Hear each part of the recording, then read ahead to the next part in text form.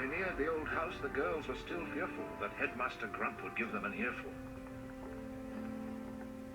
It is very late, Midwicket. You must go straight to bed. Remember, you must never leave this way again.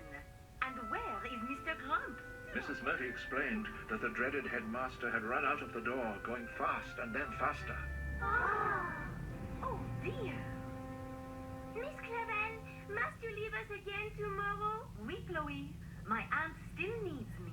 But what about Mr. Grump? I am sure he will return soon.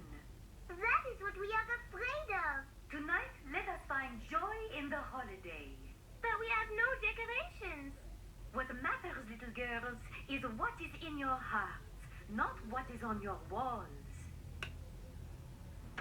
As the big storm raged on and the snowdrifts grew deep, somehow Madeline could not get to sleep. Mr. Grump may be a no-go, but even the abominable snowman should not be outside in a storm like this.